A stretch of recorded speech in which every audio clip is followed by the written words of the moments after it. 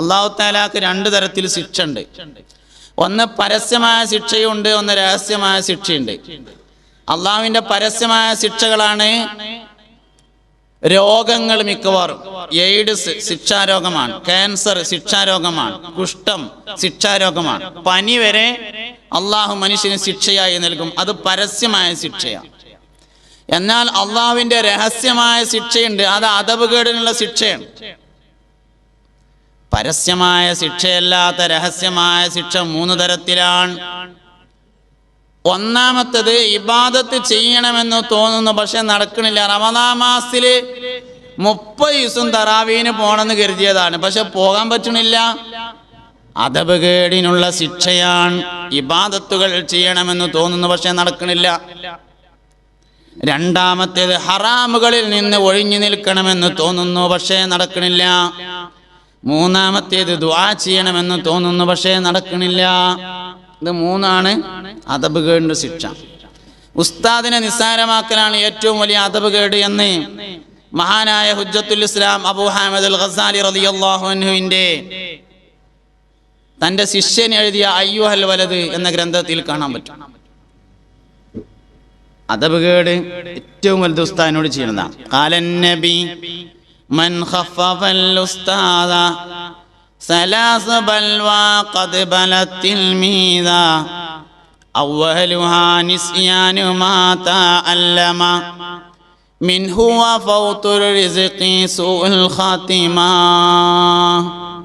ഒരാൾ ഉസ്താദിനെ നിസ്സാരമാക്കിയാൽ 3 ശിക്ഷകൾ. ദുന്യാവത്തെ ആഖിറത്തിലേ പറയണേ. ദുന്യാവെന്ന് 3 കാര്യം അവൻ അനുഭവിക്കണം. ഒന്ന് നിസ്യാനു മാ തഅല്ലമ, പഠിച്ചത് മറക്കും.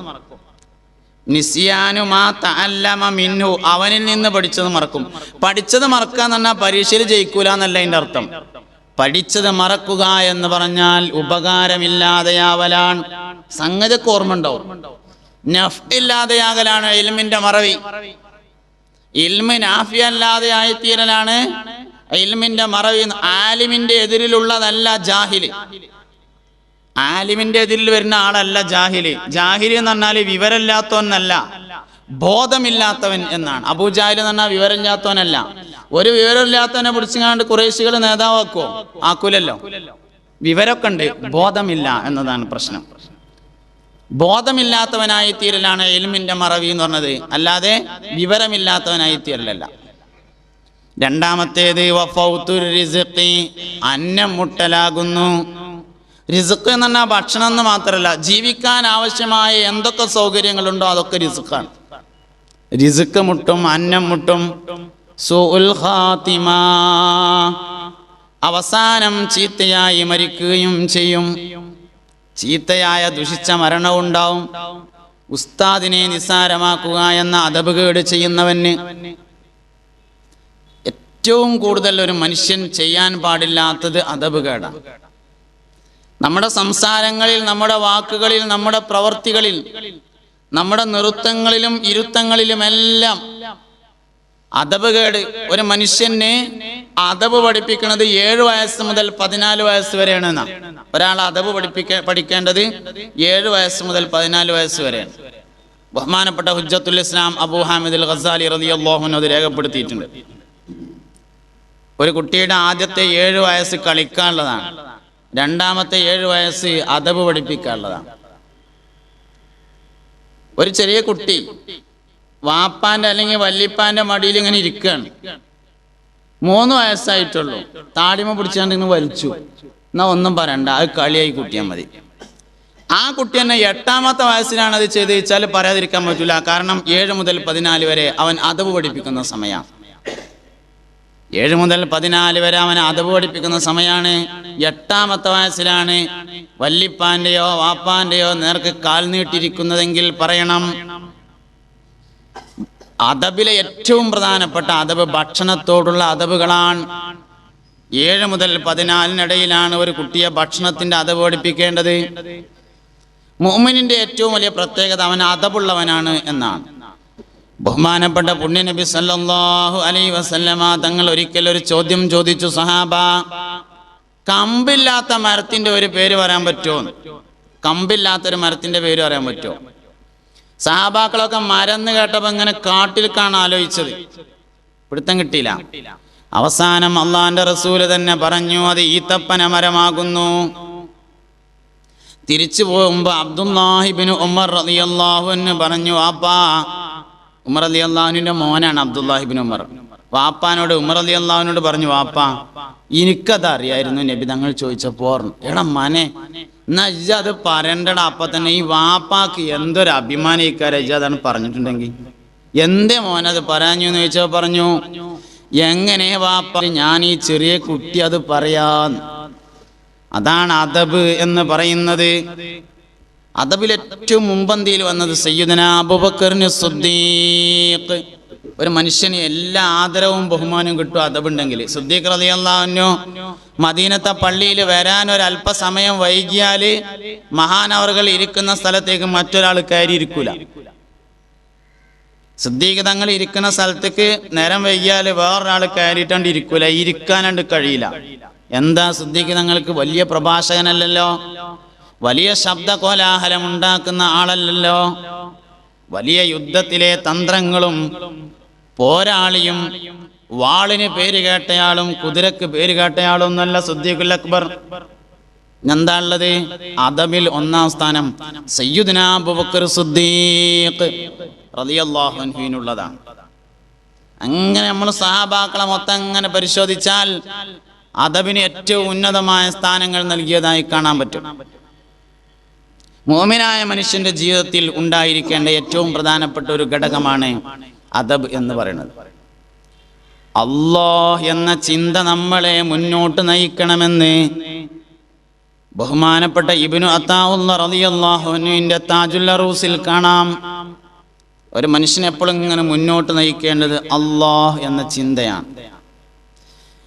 ശൈഖുൽ ഇസ്ലാം ഇബ്നു തൈമിയ്യ, ഹുജ്ജത്തുൽ ഇസ്ലാം അബൂ ഹാമിദ് അൽ ഗസ്സാലി തന്റെ ഇഹിയയിൽ പറഞ്ഞ എല്ലാ ഹദീസുകളെയും വിമർശിച്ചപ്പോ ഒരു ഹദീസിനെ ശരിവെക്കുകയുണ്ടായി. ആ ഹദീസ് ഇതാണ്: ഇദാ ദക്കറല്ലാഹ ഖലസ, ഇദാ ദക്കറല്ലാഹ ഖലസ, അല്ലാഹുവിനെ ഓർത്താൽ രക്ഷപ്പെടും എന്ന ഹദീസ് ശരിവെച്ചു. ഒരു മനുഷ്യന് അല്ലാഹ് എന്ന് ഓർമ്മ വന്നാൽ അവൻ കഴിച്ചിലാവുന്ന. ഇദാ ദക്കറ അല്ലാഹ്, അല്ലാഹ് എന്ന് ഓർമ്മ വന്നാൽ ഖലസ, അവൻ രക്ഷപ്പെട്ടു. മനുഷ്യന്മാർക്ക് അല്ലാഹ് എന്ന ഓർമ്മ കൊടുക്കാനാണ് നമുക്ക് കഴിയേണ്ടത്. അല്ലാഹ് എന്ന ഓർമ്മ വരുത്തലാണ് താരാട്ടിന്റെ രഹസ്യം. കുട്ടികൾ അല്ലാഹ് എന്ന ഓർമ്മയിൽ നിന്ന് പോകുമ്പോൾ കരയും. ഉമ്മ ഓടി വന്നിട്ട് കണക്ഷൻ കൊടുക്കും. അല്ലാഹുവിൽ നിന്നുള്ള കണക്ഷൻ പോകുമ്പോഴാണ് ഒരു കുട്ടി കരയ. ഉമ്മ ഓടി വന്നിട്ട് കണക്ഷൻ കൊടുക്കും. ലാ ഇലാഹ ഇല്ലല്ലാഹു, ലാ ഇലാഹ ഇല്ലല്ലാഹ്, ലാ ഇലാഹ ഇല്ലല്ലാഹു മുഹമ്മദുർ റസൂലുള്ളാഹ്. അത് കുട്ടികൾക്ക് മാത്രമല്ല കേട്ടോ, നമ്മളും ചൊല്ലി നോക്കിയാൽ നമുക്ക് മനസ്സിലാകും. അലാ ബിദിക്രില്ലാഹി തത്മഇന്നുൽ ഖുലൂബ്. അല്ലാഹ് ഓർമ്മ വന്നാൽ ഹൃദയം ശാന്താവും. നമ്മൾ ചൊല്ലി നോക്കിയാൽ നമുക്ക് തന്നെ ഫീൽ ചെയ്ത് ഒന്ന് ഇറങ്ങത്ത് ചൊല്ലി നോക്കിയാൽ മതി. ഒന്ന് ചൊല്ലി നോക്കാം നമ്മള്. ലാ ഇലാഹ ഇല്ലല്ലാഹു, ലാ ഇലാഹ ഇല്ലല്ലാഹ്, ലാ ഇലാഹ ഇല്ലല്ലാഹു മുഹമ്മദുർ റസൂലുള്ളാഹ്. നമ്മൾ ചൊല്ലിയാലും ഫീൽ ചെയ്യത്. അലാ ബിദിക്രില്ലാഹി തത്മഇന്നുൽ ഖുലൂബ്. അല്ലാഹുവിനെ ഓർത്താൽ 24 മണിക്കൂറും അല്ലാഹുവിനെ ആലോചിച്ചുകൊണ്ട് കരയുന്ന ജീവിയാണ് പ്രാവ്. 24 മണിക്കൂറും അല്ലാഹുവിനെ ആലോചിച്ചുകൊണ്ട് കരയുന്ന ജീവിയാകുന്നു പ്രാവ്. ഫുൾ ടൈം കരച്ചിലാണ് പ്രാവിന്, ഫുൾ ടൈം കരച്ചിലാണ്. പ്രാവ് പറയുന്നത് അല്ലാഹുവിനെ കുറിച്ച് മാത്രമാണ്. മനുഷ്യന് മാത്രമാണ് അല്ലാഹുവിനെ കുറിച്ചുള്ള ചിന്ത ഇല്ലാത്തത്. മരങ്ങൾ 24 മണിക്കൂറും തസ്ബീഹിലാണ്. ഇമാം ഷഅറാനി റളിയല്ലാഹു അൻഹു പറഞ്ഞു, ഒരു മരം മുറിക്കുന്ന മനുഷ്യൻ 12 മണിക്കൂറിൽ കൂടുതൽ തസ്ബീഹ് ചൊല്ലണം. കാരണം മരം 24 മണിക്കൂറും തസ്ബീഹ് ചൊല്ലുന്ന ജീവിയാണ്. മനുഷ്യനോട് 24 മണിക്കൂർ ചെല്ലാൻ പറഞ്ഞിട്ടില്ല. അദ്കുറുല്ലാഹ കസീറൻ ലഅല്ലക്കും തുഫ്ലിഹൂന. കസീർ എന്ന് പറഞ്ഞാൽ 50% കൂടുതൽ, അഥവാ 12 മണിക്കൂറിൽ കൂടുതൽ. മനുഷ്യന്മാരോട് 12 മണിക്കൂറിൽ കൂടുതലേ ചെല്ലാൻ പറഞ്ഞിട്ടുള്ളൂ. അതുകൊണ്ട് 12 മണിക്കൂറിൽ കൂടുതൽ തസ്ബീഹ് ചെല്ലുന്നവന് മാത്രമേ കോഴിയെ അറുക്കാൻ അവകാശമുള്ളൂ എന്ന് ഇമാം ഷഹറാനി. കാരണം കോഴി 24 മണിക്കൂറും അള്ളാഹുവിന് തസ്ബീഹ് ചെല്ലുന്ന ജീവിയാകുന്നു. നിങ്ങൾ ആരും എന്നോട് മറുപടി പറയണ്ട, പക്ഷെ മനസ്സിൽ ഒരു ചോദ്യം ചോദിക്കേണ്ടത് ഇതാണ്: ഈ ഇരിക്കണയിൽ എത്ര ആൾക്കാർ മൊബൈലിന് ലോക്കില്ലാത്തവരുണ്ട്? അതായത് അവനാൻ്റെ മക്കള് അവനാൻ്റെ മൊബൈൽ തുറന്നു നോക്കിയാൽ കുഴപ്പമില്ല എന്ന് ചിന്തിക്കുന്ന വാപ്പയും ഉമ്മയും എത്ര പേരുണ്ട് എന്നതാണ്. നമ്മളെ മൊബൈൽ ഭാര്യ കാണാൻ പറ്റാത്ത രൂപത്തിലാണ്, ഭാര്യനത് ഭർത്താവ് കാണാൻ പറ്റാത്ത രൂപത്തിലാണ്, രണ്ടാളതും കുട്ടികൾ കാണാൻ പറ്റാത്ത രൂപത്തിലാണ്. നമ്മളിങ്ങനെ പറയും വാപ്പാനെ കുട്ടികൾക്ക് തീരെ വിശ്വാസമില്ല എന്ന് പറയും. വിശ്വാസത്തിനാവശ്യമായ കാര്യം നമ്മൾ ചെയ്യണ്ടേ? നമ്മൾ സെർച്ച് ഹിസ്റ്ററി, വാപ്പാന്റെ സെർച്ച് ഹിസ്റ്ററി കുട്ടികൾ അറിഞ്ഞാൽ കുഴപ്പമില്ലാത്ത രൂപത്തിലേക്ക് ആവണല്ലോ. അപ്പോഴാണ് വാപ്പാന് വിശ്വാസം ഉണ്ടാകുക. അല്ലെങ്കിൽ വാപ്പാന്റെ വിശ്വാസം തകരൂലേ? ഭർത്താവിന്റെ മൊബൈൽ ഏത് സമയത്തും ഭാര്യക്ക് തുറന്നു നോക്കാൻ പറ്റുന്ന രൂപത്തിലാണെങ്കിൽ, ഭാര്യന്റെ മൊബൈൽ ഏത് സമയത്തും ഭർത്താവിന് തുറന്നു നോക്കാൻ പറ്റുന്ന രൂപത്തിലാണെങ്കിൽ വിശ്വാസ്യത ഉണ്ടാവും. വിശ്വാസ്യത പലപ്പോഴും നമ്മൾ തന്നെയാണ് നഷ്ടപ്പെടുത്തുന്നത് എന്നാലോചിക്കുക. വാപ്പാനെ പറ്റിയിട്ട് മോശമായ ഒരു കാര്യം കുട്ടി അറിയണമെങ്കിൽ എങ്ങനെ? ഉമ്മാനെ പറ്റി ഒരു മോശമായ കാര്യം കുട്ടി അറിയണമെങ്കിൽ എങ്ങനെ? ഞാൻ എപ്പോഴും പറയാറുള്ള ഒരു കാര്യം, പ്രണയവിവാഹം നടത്തിയവരുടെ കുട്ടികൾ നന്നാവൂല എന്നാണ്. അതിൻ്റെ ഏറ്റവും പ്രധാനപ്പെട്ട ഒരു കാരണം, കുട്ടികൾ ഇങ്ങനെ വലുതാണതിനനുസരിച്ച് എൻ്റെ വാപ്പയും ഉമ്മയും പ്രേമിച്ച് കല്യാണം കഴിച്ചായിരുന്നു എന്ന് അറിയും. അപ്പം അത് എന്തായാലും ഒരു കേടുവരാൻ കാരണമാണ്. അത് വലിയൊരു പ്രധാനപ്പെട്ട കാര്യമാണ്. 5 കാരണങ്ങളെ കൊണ്ടാണ് പ്രണയവിവാഹം പരാജയപ്പെടുന്നത്. അതിലേറ്റവും പ്രധാനപ്പെട്ട കാരണം, മക്കളുണ്ടായതിനു ശേഷം ഭാര്യയും ഭർത്താവും ഉമ്മയും വാപ്പയും പ്രേമിച്ച് കല്യാണം കഴിച്ചതായിരുന്നു എന്ന് മക്കൾ അറിയുക എന്നത് തന്നെയാണ്. അത് വലിയൊരു പ്രശ്നം തന്നെയാണ്. അതുകൊണ്ട് മാതാപിതാക്കളെ കുറിച്ച് നല്ലത് മാത്രമേ കുട്ടികൾ അറിയാൻ പാടുള്ളൂ, അറിയുന്ന അവസ്ഥയെ ഉണ്ടാവാൻ പാടുള്ളൂ. ജീവിതത്തിൽ ഏറ്റവും കൂടുതൽ ഒരു കുട്ടിക്ക് വിശ്വാസം ഉണ്ടാവേണ്ടത് വാപ്പയെ ആയിരിക്കണം, ഉമ്മയെ ആയിരിക്കണം. അങ്ങനെ ജീവിക്കാൻ മാതാപിതാക്കൾക്ക് കഴിയണം. അങ്ങനെ കഴിയുമ്പോഴാണ് ഓന് വാപ്പ എന്ന് പേരുണ്ടാകുക, അല്ലെങ്കിൽ വേറെ എന്തേലും പേരിടേണ്ടി വരും. വാപ്പയാവുമ്പോ ഈ വാപ്പയാവേണ്ടത് കുട്ടി മരിക്കുന്നത് വരെയാണ്, വാപ്പ മരിക്കുന്നത് വരെയല്ല. സയ്യിദുനാ ഇബ്രാഹിം നബി അലൈഹിസ്സലാം ഇസ്മായിൽ അലൈഹിസ്സലാമിനെ അറുക്കാൻ വേണ്ടി കൊണ്ടുപോയി. അങ്ങനെ അറുക്കാൻ കൊണ്ടുപോയിട്ട് ഇങ്ങനെ കിടത്തിയിട്ട് കത്തിയൊക്കെ എടുത്തിട്ട് ഇങ്ങനെ അറുക്കാൻ ഒരുങ്ങുമ്പോ ഇബ്രാഹിം നബി അലൈഹിസ്സലാം മകനോട് പറഞ്ഞു, മോനെ ഇന്നി അറാഫിൽ മനാമി അന്നി അദ്ബഹുക ഫൻദുർ മാദാ തറ. സ്വപ്നം മുഖേന എനിക്കൊരു വഹയുണ്ട്, ഞാൻ നിന്നെ അറുക്കണമെന്നാണ് പറയണത്, എന്താ എൻ്റെ അഭിപ്രായം എന്ന് ചോദിച്ചു. മോൻ പറഞ്ഞു, യാ അബതിഫ് അൽ മാ തുമർ, വാപ്പ നിങ്ങളോട് എങ്ങനെ കൽപ്പന വെച്ചാൽ അങ്ങനെ നിങ്ങൾ ചെയ്തോളി. ഇന്നി സതജിദുനി ഇൻഷാ അല്ലാഹു മിനസ് സാബിരീൻ, ഞാൻ ക്ഷമിച്ചോളാന്ന് പറഞ്ഞു. ഈ ചോദ്യോത്തരം ഇസ്മായിൽ നബിനെ നേരത്തെ പഠിപ്പിച്ചതല്ല, ഉമ്മ പറഞ്ഞു കൊടുത്തതല്ലല്ലോ. മോനെ എൻ്റെ വാപ്പ എന്നെ ചിലപ്പോൾ അറക്കാൻ കൊണ്ടുപോകാൻ സാധ്യത ഉണ്ട് കേട്ടോ, അങ്ങനെ അറക്കാൻ കൊണ്ടുപോയിട്ട് കടത്തിയാൽ ഒരു ചോദ്യം ചോദിക്കും, ഞാൻ വഹയുണ്ടായിട്ടുണ്ട് എനിക്ക് എന്നെ അറക്കണം എന്ന് അങ്ങനെ ചോദിക്കുകയാണെങ്കിൽ നിങ്ങൾക്ക് ഇഷ്ടമുള്ള മാതിരി ചെയ്തോളി, ഞാൻ ക്ഷമിച്ചോളാന്ന് മറുപടി പറഞ്ഞുകൊണ്ടൂന്ന് ഇസ്മായിൽ അലൈഹി ഇസ്ലാമിന്റെ ഉമ്മ നേരത്തെ ഇസ്മായിൽ നബിനെ പഠിപ്പിച്ചതല്ല. ഈ ചോദ്യോത്തരം നേരത്തെ പ്ലാൻ ചെയ്തതല്ല. ഇബ്രാഹിം നബി അലൈഹി ഇസ്ലാം അത് ചോദിക്കുമ്പോ ഇസ്മായിൽ അലൈഹി ഇസ്ലാമിന് ഈ മറുപടി പറയാൻ കഴിയണമെങ്കിൽ അതിനനുകൂലമായ സാഹചര്യം നേരത്തെ ഉണ്ടായിരിക്കണം എന്നതാണ്. അതിനനുകൂലമായ സാഹചര്യം നേരത്തെ ഉണ്ടാവണം. ആ വാപ്പാന്റെയും മകന്റെയും ഇടയിൽ ഇങ്ങനെ മറുപടി പറയാൻ ആവശ്യമായ സാഹചര്യം നേരത്തെ രൂപപ്പെട്ടിരുന്നു എന്നാണ് നമ്മൾ മനസ്സിലാക്കേണ്ട ഏറ്റവും പ്രധാനപ്പെട്ട കാര്യം. അതുകൊണ്ട് വിഷയങ്ങളെ നമ്മൾ ഗൗരവത്തോടെ കൂടെ കാണണം. ഏതൊരു മനുഷ്യനാണെങ്കിലും ഈ ലോകത്തെ ഏറ്റവും നല്ല കുട്ടി എൻ്റെ കുട്ടിയാവണമെന്ന് ആഗ്രഹിക്കും. ഇപ്പൊ ഈ ഇരിക്കണ എല്ലാവരും, ഇപ്പൊ ഞാനും ഇവിടുത്തെ രക്ഷിതാവാണ്, ഈ ഇരിക്കണവരെല്ലാവരും രക്ഷിതാക്കന്മാരാണ്, പെണ്ണുങ്ങളും രക്ഷിതാക്കന്മാരാണ്.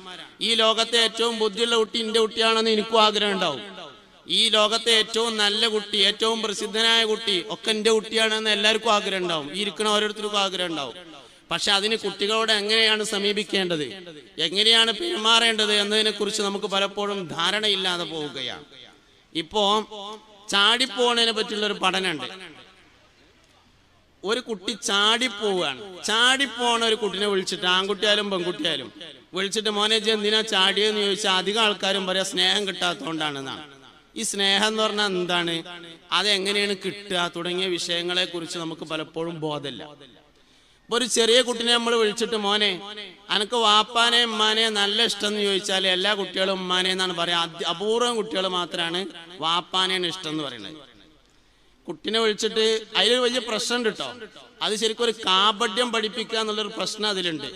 കുട്ടിനെ വിളിച്ചിട്ട് വാപ്പല്ലാത്ത സമയത്ത് ചോദിക്കും മോനെ എനിക്ക് ഉമ്മാനെ ഉപ്പാനെ നല്ല ഇഷ്ടം എന്ന് ചോദിച്ചാൽ ഉമ്മാനെ എന്ന് പറയും.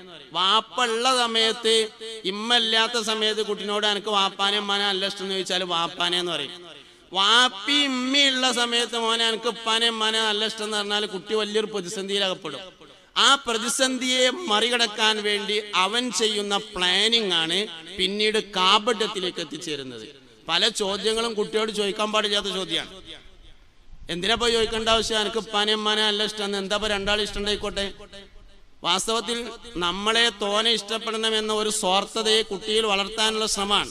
ആ ശ്രമം പിന്നീട് നിഫാഖായിട്ടാണ് രൂപപ്പെടുന്നത്, കാപഢ്യമായിട്ടാണ് രൂപപ്പെടുന്നത്. അതൊരാവശ്യമില്ലാത്ത ചോദ്യമാണ്. ആവശ്യമുള്ളതൊന്നും ചോദിക്കാൻ നമുക്ക് നേരമില്ല, ആവശ്യമില്ലാത്തൊക്കെ ചോദിക്കാൻ നേരമുണ്ട്. ഇമാം സുയൂത്തി റളിയല്ലാഹു അൻഹു പറയുന്ന ഒരു കാര്യമുണ്ട്, കുട്ടികൾ ഔലിയാക്കളാവണം എന്ന് ആഗ്രഹിക്കുന്നവർ 5 കാര്യങ്ങൾ പരിപാലിക്കണം എന്നാണ്. അതിൽ ഏറ്റവും പ്രധാനപ്പെട്ട ഒരു കാര്യം കുട്ടികളുടെ ഒരുമിച്ച് ഭക്ഷണം കഴിക്കാൻ കുട്ടി തയ്യാറാവുന്ന ഒരു അവസ്ഥ ഉണ്ടാണെന്നാണ്. അതായത് ഞാൻ പറഞ്ഞത് ഇതാണ്, ഒരു കുട്ടി മാതാപിതാക്കളുടെ കൂടെ ഭക്ഷണം കഴിക്കാൻ ഇഷ്ടപ്പെടാത്ത സമയം എപ്പോഴാണോ അപ്പോൾ കുട്ടിയിൽ എന്തോ ഒരാവശ്യമില്ലാത്തത് വളർന്നു വരുന്നുണ്ട് എന്ന് മനസ്സിലാക്കണം. വാപ്പ ഭൂമുഖത്തുണ്ട്, കുട്ടികളെ അടുക്കളയിൽ കൂടെ വരുള്ളൂ. അപ്പൊ നമ്മളെങ്ങനെ പറയും, ആ ചെക്കൻ എന്തൊരു ചെക്കനാ അടുക്കളയിൽ കൂടെ വരുന്നത്, അല്ലെങ്കിൽ പെൺകുട്ടിയാണെങ്കിലും അടുക്കളയിൽ കൂടെ വരുന്നത്. വാപ്പ സിറ്റ് ഔട്ടിൽ ഇരിക്കുകയാണ് അല്ലെങ്കിൽ പൂമുഖത്ത് ഇരിക്കുകയാണ്, കുട്ടി അടുക്കളയിൽ കൂടെയാണ് വരുന്നതെങ്കിൽ വാപ്പ മനസ്സിലാക്കേണ്ടത് ഞാൻ വാപ്പ അല്ലാത്തത് കൊണ്ടാണ്, നരി ആയതുകൊണ്ടാണ് എന്നാണ്. വാപ്പാന്റെ സ്വഭാവത്തിൽ എന്തോ പ്രശ്നമുള്ളതുകൊണ്ടാ, അല്ലെങ്കിൽ കുട്ടികളെ കൂടെ തന്നെ വരുള്ളൂ. പൂമുഖത്തൂടെ തന്നെ വരുന്ന കുട്ടികൾ ഉണ്ടാവണം, അതിനനുസരിച്ചുള്ള സ്വഭാവം മാറ്റണം. കഴിഞ്ഞ റഹാം അസംബ്ലിയിൽ ഞാനൊരു കാര്യം പറഞ്ഞിരുന്നു, അയൽപക്കത്തെ കുട്ടിയോടുള്ള സമീപനം സ്വന്തം മക്കളോട് പലപ്പോഴും നമുക്ക് ചെയ്യാൻ കഴിയുന്നില്ല. ഞാനൊരു ഉദാഹരണം പറഞ്ഞു അതിന്. അമ്മായിന്റെ കുട്ടി നമ്മളെ പെരേക്ക് വിരുന്ന് വന്നു. അമ്മായിന്റെ കുട്ടിക്ക് ഒരു ഗ്ലാസ് ചായ കൊടുത്തു. ചായ കൊടുത്തപ്പോ ഗ്ലാസ് വീണുങ്ങാണ്ട് താഴെ പൊട്ടിയാല് സാരല്ല, ഒരു കുപ്പി ഗ്ലാസ് അല്ലേ, 20 ഉറുപ്പ്യന്റെ കേസല്ലേ ഉള്ളൂ. കുട്ടികളാവുമ്പോ അങ്ങനെയൊക്കെ തന്നെയല്ലേ, ഗ്ലാസ് വീണാ പൊട്ടാതിരിക്കുവോ, ഇവിടുത്തെ കുട്ടികളും അങ്ങനെയൊക്കെ തന്നെയാണ് എന്നൊക്കെ പറഞ്ഞാണ്ട് നമ്മൾ വാചാലനാവും. അമ്മായിന്റെ കുട്ടിയായതുകൊണ്ട്. സ്വന്തം കുട്ടിയിരുന്നാണ് ഗ്ലാസ് വീണ് പൊട്ടിയതെങ്കിൽ ബദർ യുദ്ധം നടക്കുക പെരേല്. അനക്കിവിടെ ഗ്ലാസ് പൊട്ടിക്കലല്ലാതെ വേറെന്തടാ പണിയെന്നായി. അയൽപക്കത്തെ കുട്ടിയോട് കാണിക്കുന്ന സമീപനം നമ്മുടെ കുട്ടിയോട് കാണിക്കാനുള്ള ക്ഷമയും അറിവും നമുക്കില്ല. അതാണ് ഏറ്റവും വലിയ പ്രശ്നം. കൗമാരക്കാരല്ല പ്രശ്നം, കൗമാരക്കാരോടുള്ള പെരുമാറ്റമാണ് പ്രശ്നം. വഫിയ നടത്തുന്നത് വലിയൊരു ശ്രമമാണ്. ഇപ്പറഞ്ഞ ഈ രൂപത്തിലുള്ള കുട്ടികളെയാണ് ഓരെടുക്കണത്. ഞാൻ ഈ പറഞ്ഞ രൂപത്തില് തൊട്ടാ പൊട്ടണത് എന്ന് നമ്മൾ പറഞ്ഞ ആ കൂട്ടത്തിൽപ്പെട്ട കുട്ടികളെയാണ് ഓരെടുക്കണത്. അതിൽ വലിയൊരു സംഭവമുണ്ട്. വിജ്ഞാനം നൽകുന്നവനെ അംഗീകരിക്കാൻ തയ്യാറാകുന്നതാണ് മനുഷ്യന്റെ അടിസ്ഥാന മനസ്സ് എന്നാണ്. മനുഷ്യന്റെ അടിസ്ഥാന 3ാം മനസ്സാണ്. മനുഷ്യന്റെ എല്ലാ മനുഷ്യന്മാർക്കുള്ള പ്രത്യേകതയാണ് വിവരം നൽകുന്നവനെ അംഗീകരിക്കാൻ തയ്യാറാകും എന്നത്. വാപ്പ വിവരം പഠിപ്പിക്കുകയാണെങ്കിൽ വാപ്പാൻ അംഗീകരിക്കും, ഉമ്മ വിവരം പഠിപ്പിക്കുകയാണെങ്കിൽ ഉമ്മാൻ അംഗീകരിക്കും. അല്ലെങ്കിൽ ആരാണോ വിവരം പഠിപ്പിക്കുന്നത്, വിജ്ഞാനം പഠിപ്പിക്കുന്നതിനെ അംഗീകരിക്കാൻ തയ്യാറാകും എന്നത് മനുഷ്യന്റെ മനസ്സിന്റെ ഏറ്റവും വലിയൊരു പ്രത്യേകതയാണ്. അതുകൊണ്ടാണ് പലപ്പോഴും വാപ്പയും ഉമ്മയും പറഞ്ഞാൽ അനുസരിക്കാത്തത് ഉസ്താദും മാഷും ടീച്ചറും പറഞ്ഞാൽ അനുസരിക്കുന്നതിന്റെ പ്രധാനപ്പെട്ട കാരണം. അപ്പോ കുട്ടികൾ നന്നാവണമെന്ന് നമുക്ക് എല്ലാവർക്കും ആഗ്രഹമുണ്ട്. പക്ഷെ കുട്ടിയോട് എങ്ങനെയാണ് സമീപിക്കേണ്ടത്, എന്തെല്ലാം സമീപനമാണ് സ്വീകരിക്കേണ്ടത്, ഏതെല്ലാമാണ് ചെയ്യാൻ പാടില്ലാത്തത് എന്നതിനെ കുറിച്ച് പലപ്പോഴും നമുക്ക് ബോധമില്ലാതെ പോവുകയാണ്. ഞാൻ പറയുന്നത്, ഒരു മനുഷ്യന്റെ ശരീരത്തിൽ പല ഹോർമോണുകളും പ്രവർത്തിക്കുന്നുണ്ട്. ശരീരത്തിലെ ഏറ്റവും കൂടുതൽ ഹോർമോൺ ചേഞ്ച് ഉണ്ടാകുന്ന സമയമാണ് അഡോളസൻ പീരിയഡ് എന്ന് പറയുന്ന കൗമാരപ്രായം. ഒരു കുട്ടിയുടെ ഏറ്റവും വലിയ ആഗ്രഹം എന്ന് പറയുന്നത് സാറ്റിസ്ഫിക്കേഷൻ എന്ന് പറഞ്ഞതാണ്. 7 പ്രധാനപ്പെട്ട ഹോർമോണുകളാണുള്ളത്. അതിൽ 3 വളരെ പ്രധാനപ്പെട്ടതാണ്. 3ാമത്തെ ഹോർമോണാണ് ഓക്സിറ്റോസിൻ എന്ന് പറയുന്ന ഹോർമോൺ. ഓക്സിറ്റോസിൻ ഹോർമോണിനെ എല്ലാവരും ആഗ്രഹിക്കും എന്നതാണ്. ഓക്സിറ്റോസിൻ ഹോർമോൺ ഉണ്ടാകുന്നത് പുരുഷന് സ്ത്രീ സാന്നിധ്യത്തിലൂടെയും സ്ത്രീക്ക് പുരുഷ സാന്നിധ്യത്തിലൂടെയുമാണ്. ഞാൻ ഈ പറയുന്ന ഒരു വാക്ക് നിങ്ങൾ നിർബന്ധമായും കേട്ടിരിക്കണം. ഒരു പെൺകുട്ടി ഒരു ആൺകുട്ടിയുടെ കൂടെ ഒളിച്ചോടുകയാണെങ്കിൽ വാപ്പാന്റെ സാന്നിധ്യക്കുറവാണ് അതിന്റെ കാരണം. ഒരാൺകുട്ടി ഒരു പെൺകുട്ടിയെ തട്ടിക്കൊണ്ടുപോവുകയാണെങ്കിൽ ഉമ്മാന്റെ അസാന്നിധ്യമാണ് അതിന്റെ കാരണം. കാരണം വാപ്പ അണഞ്ഞൂട്ടി പിടിക്കുമ്പോ, ഒരു കാര്യം ഞാൻ പറയാം, ഭാര്യ പ്രസവിച്ചു എന്ന് കേട്ടു. ഭാര്യ പ്രസവിച്ചു എന്ന് കേട്ടാൽ ഭർത്താവ് ഉടനെ ചെയ്യേണ്ട ഒരു പ്രവർത്തനമുണ്ട്. ഭർത്താവ് ഓടിച്ചെല്ലണം, ഭാര്യന്റെ അടുത്ത് എന്നിട്ട് ഒരു സ്റ്റൂൾ വലിച്ചിട്ട് അവിടെ ഇട്ടിട്ടായ്മ ഇരിക്കണം. എന്നിട്ട് നല്ലൊരു ടർക്കി എടുത്തുങ്ങാണ്ട് മടിയിൽ വിരിക്കണം. എന്നിട്ട് കുട്ടിനെ എടുത്തുങ്ങാണ്ട് ആ ടർക്കിക്ക് വെക്കണം. രണ്ട് കയ്യും ഇങ്ങനെ തലോടി കൊടുക്കണം. വാപ്പാന്റെ അടുത്ത് നിന്ന് കുട്ടിക്ക് കിട്ടേണ്ട ഒരു ഗുണുണ്ട്. ആ ഗുണത്തെ റിജാലിയത്ത് എന്ന അറബിയിൽ പറയും, പൗരുഷം എന്ന് മലയാളത്തിൽ പറയും. വാപ്പാന്റെ അടുത്ത് നിന്ന് കുട്ടിക്ക് കിട്ടേണ്ട ഗുണമാണ് റിജാലിയത്ത് എന്ന പൗരുഷം. പൗരുഷം എന്ന ഗുണം ആൺകുട്ടിക്കും വേണം, പെൺകുട്ടിക്കും വേണം. പൗരുഷം എന്ന ഗുണം പെൺകുട്ടിക്കുണ്ടെങ്കിലേ മിനി ബസ്സിൽ ഇങ്ങനെ യാത്ര ചെയ്യണ സമയത്ത് പിന്നെന്ന് ആരേലും വന്ന് തോണ്ടിയാലും മുട്ടുസൂചി എടുത്ത് കുത്തുള്ളൂ. ഇല്ലെങ്കിൽ ചിരിച്ചിങ്ങാണ്ട് ഇങ്ങനെ നിന്നൊടുക്കലേ ഉണ്ടാവുള്ളൂ.